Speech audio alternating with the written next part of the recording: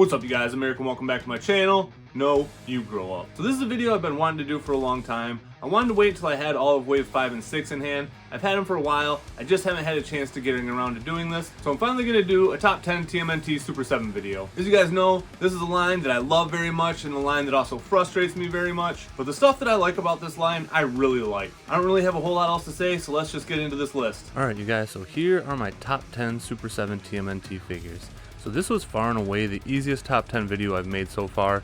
I came right in here, grabbed 10 figures, and I knew this was going to be my hard top 10. So I'm going to leave honorable mentions out of this one for a couple reasons. The first reason, there wasn't really anybody outside of this 10 that's honestly a contender. Like I said, I just came in, grabbed these 10 figures, I knew which ones I was going to grab, and when I counted, I was exactly at 10, and I didn't even really have to think about adding anybody else. So if I were to even do like a first 5 out for this one, at that point I'd pretty much be talking about the whole line. So maybe after we get a couple more waves and I do another top 10, I'll have an honorable mention for that list. But for this one, we're just going to stick to my top 10 figures because again, they were really easy for me to pick out. Even the order wasn't very difficult at all. This was, like I said, the easiest top 10 list I've put together by a long shot so far. So these two versions of Raph kind of count as all the turtles. So now that you guys have seen the field, we'll start picking them off one by one until we're down to my favorite figure. Alright, so coming in at number 10 is Mutagen Man, and I know a lot of people aren't really fans of Mutagen Man, and I can understand why. He does have the least amount of articulation, there's the least you can do with him pose-wise, but this was one of my favorite figures when I was a kid. And this design just really is what I love about Super 7. It takes that original design and it just makes it so you can see the details so much better. So even just inside, like seeing that shrunken head and the brains and the eyeballs coming out of it, I don't know why, it just looks so much cooler on this figure than it did the original Playmates one. The one big negative about this figure is that it doesn't hold liquid, which is a huge bummer because again, that was one of my favorite parts about the original Playmates figure. God damn it. And that was one of my favorite parts about the Playmates figure. So it's a bummer it can't hold liquid. I honestly would like to put some water in there with some green food dye. Clearly you can't do that with him. So that's really my biggest nitpick with this figure. I'm okay that he doesn't have the best articulation. I'm fine with all that because he's just such a cool design. And let's be real, for the most part, he just sits on my shelf anyway. He's not a figure that I would probably play with like I do the turtles or anything like that. Alright, so coming in at number 9 is the glow-in-the-dark Baxter, and this was actually the first Super 7 figure that I ever got. And when I got this figure, I realized that these guys were going to be something special to me. I'm really glad I went in on this guy. A, I really like the design, but B, as I've talked about many times on this channel, I'm a huge fan of glow-in-the-dark. It's one of my favorite play features. I love glow-in-the-dark, and this guy has one of the best glows of all the glow-in-the-dark figures. He might not be the brightest because he's the blue instead of the green, but he holds his glow for a really long time. And I also like that they kick things off with a blue figure instead of a green figure for glow-in-the-dark, because there's not a lot of times you get that. I feel like most figures that glow in the dark are usually a green variant, so it's really cool that we got this blue one with Baxter. And I definitely prefer this one to the original design because again, I love glow in the dark. I love the blue and just the shades that they decided to go with on this one. And he might not be my favorite glow in the dark figure anymore, but he at least takes that runner-up spot still. Coming in at number 8 is Ace Duck. I know a lot of people have a lot of problems with this figure, and honestly, the only issue that I have is that I just wish his jacket was a little bit darker, and at the end of the day, that's not really the make or break for me that it seems to be for most people. Mine has no QC issues. His wings peg in just fine back there, like they hold in just fine. I'm holding him up by his wings right now, and I'm not gonna lie, I love this figure. The thing that I always thought that I loved about Super 7 was the nostalgia, but I might kind of be changing my tune on that because this figure, I like all the updates on him, and that's what puts him in my top 10 for me. I've said it before and I'll say it again, this is probably my favorite action figure head sculpt of all time. They take him from looking like a goofy duck to this badass. I like that they gave him the Tommy gun too. That was something that didn't come with the original figure. And I know he's a little bit small, but I kind of like the variations in scale and stuff like that. And he's a duck. How big does a duck have to be? I'm really happy with this guy. The more I look at him, the more he grows on me. And I'm really happy that mine didn't have any QC issues. If that was the case, I might not feel the same way about him, but as this figure is with me, he's easily a top 10 figure for me. So coming in at my number 7 spot is my Sewer Surfing Mikey, and I'm pretty sure I actually had him sitting higher than Casey in my top 10 figures of 2022. This list is just how I feel right now, and just looking at all these figures together, the Casey does just do something a little bit more for me than Sewer Surfing Mike does. Objectively, this is a much better figure, and he's honestly one of their best figures. Like, I really don't have any issues with him. I wish he could grip his surfboard a little bit better. That's why I took it out of his hands for this too. Also, so you could just get a good look at him. All the designs on him just came out super good. Even his backside just has a lot of attention to detail and stuff like that. Like, even the zipper, I've talked about this in my other videos, just a very charming touch on there.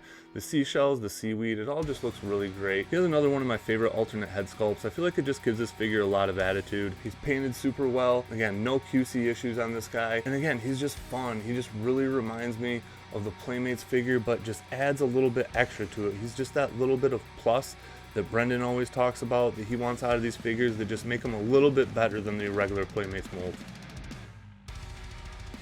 Alright, so coming in at number 6 is Casey, and he is definitely one of my favorite figures, and if he didn't have his glaring QC issue, he probably would rank a little bit higher with me. That gap that he has between his torso and his hips, it just bothers me. It doesn't even look as bad on camera as it does in real life, but I just wish that wasn't there, because if it just sat a little bit better, like I said, he probably would be like a top 3 figure for me if he didn't have that issue. But other than that, I really do love this figure. Him and Raph are like my favorite 2 to play with out of this set. They're the ones I probably have out in the living room with me the most. And I don't know, I really love this Casey. Like, his proportions are just so much better than the Playmates figure. He looks a little bit longer and leaner, and I don't know, I just like everything else about him. I like this like seafoam green or whatever color this actually is. Like, it just pops really good, and the blue highlights in his hair and stuff like that. The original Playmates figure is one of my favorites, and it's just the same with this one. He definitely doesn't rank quite as high as my Playmates Casey did, but that's just because Super7 has so many great figures that I have to put ahead of this guy. Coming in at number 5 is my original Raph. So Baxter was the first figure I got. It made me really hype on the line, but when I got this figure, this is when I really fell in love with the line. So this figure, just as soon as I got him, like, it just set off all these explosions in my brain, and like, I just cannot explain to you the dopamine drip that I got the first time I played with this guy. I've said this before, just looking at his head sculpt, like, it just takes me back in time. He's just exactly what the regular Raph was to me. Everything that made that figure great is just better with this one, and I just love these turtle sculpts. I love these designs. Clearly I'm a Raph guy, so he's always gonna be my favorite one out of all of them. Outside their sketchy hip joints, like, these turtles are just about damn near perfect for me. I don't care that they don't have the double jointed knees or elbows. I don't really need that much articulation in them anyway. Yes, I do play with these guys a bit, but for the most part, they're just sitting on my shelf looking cool anyway. So I like the way that they went about the joints, because it keeps the sculpt together a little bit better. I like sticking with the OG head sculpts on these guys, because again, with these guys, it is the nostalgia that I love. I like that they're just aged up with me, but I like that they feel enough like the original Playmates figure that they just give me a little bit of both. They give me that modern feel mixed with the nostalgia, and that's just what makes this line so perfect for me. Alright, so coming in at number 4 is Bebop.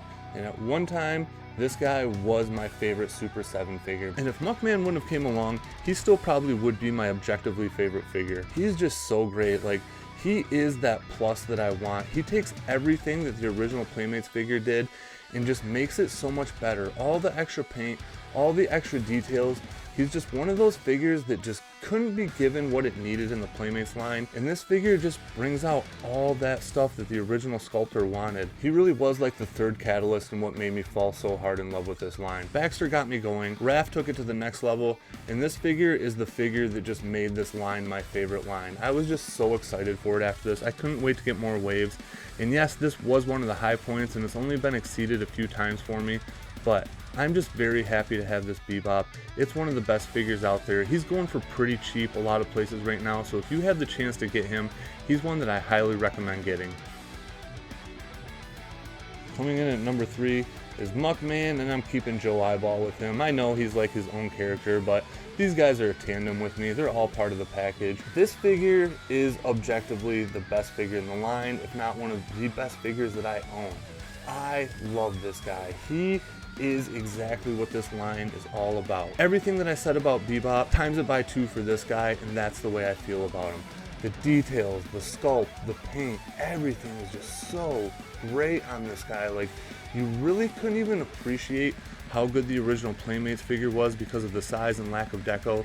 But with this guy, you have no problem. Like, he is just a beautiful figure, just such an ambitious sculpt. The Horseman knocked this guy out of the park. Again, I just can't get enough of this figure. Hopefully his hips do hold up over time. He is a very heavy figure, but I feel like I've learned enough tricks to keep that from happening too bad anyway, using hairspray and other stuff. You guys have pretty much heard me talk about this figure ad nauseum, so I'll just leave it at that. Easily a top 3 figure for me. Coming in at my runner-up, and this might be a surprise for some, but it's Slash. This was by far my most anticipated figure in the entire line, and thank God that when I got him, I was not disappointed at all. I know a lot of people wish he was that lighter green, but I like the dark green. I like the wash that he has on him. I think it makes him look a little bit more sinister, a little bit more badass, and that's just what I like about this Slash. Like, he's not like the animated series one at all. He's not goofy at all. He just looks badass. Like, it really does look like it would take all 4 of the turtles to take this guy down, and I just couldn't be happier with the way this sculpt came out. I've done a whole video on this guy. I haven't watched it in a while, so I'm not sure how good my commentary is going to be on it, but I've definitely talked about him a lot, so I won't talk that much more on him. Easily my runner-up figure. Probably could be argued as my favorite figure, but there's just something special about the figure that's going to take my top spot. So I'm sure I'm going to lose a lot of people here. I'm sure a lot of people are going to think I'm a dumbass, but my favorite Super 7 figure that I have right now is this glow-in-the-dark Raph. I've loved all the glow-in-the-dark figures, and up until this point, Baxter definitely was my favorite. So before I got this guy, Baxter was my go-to glow-in-the-dark figure. He's the one that I'd always charge and leave on our dresser at night, but now it's been Raph every time. So I've said before that the regular Raph is a perfect figure, but this is a perfect figure plus. I love this sculpt, I love the design, and I love glow-in-the-dark, so it was just the perfect storm for me. I said in my video talking about these guys, they are definitely overpriced. I am not happy about how much I had to pay for them. I can understand that if people easily skip out on because of the price point, because again, they're way too expensive, but for me, it's just exactly what I want. So this is one of the few times where I'm willing to overpay for something because I just want it so bad, and for me, it was worth it. I'm really glad that I pulled the trigger on these guys. As you can tell by my top 2 picks, you can probably tell which figure I'm really excited to get. I do have the glow-in-the-dark Slash ordered. And yeah, I really don't have much else to say on him because you've heard me talk ad nauseum about that Raph figure. You've heard me talk ad nauseum about how much I love glow-in-the-dark. Put them together, add this awesome new head sculpt, and it's different enough to give it its own vibe, and I'm just very, very, very happy that I did get these figures. Alright you guys, so that's going to wrap things up for this one. Thank you to all my subscribers. Thank you guys for sticking around, for liking my videos, for commenting on my videos, and just giving me all the support that you give me. That's the stuff that keeps me going. I'm very burnt out from work right now, and I just haven't had the time or energy to work on videos like I'd like to, so even getting 1 video out a week has been a challenge. But again, just knowing you guys appreciate that 1 video means a lot to me. So take it easy, be safe, and I'll catch you guys later. Peace.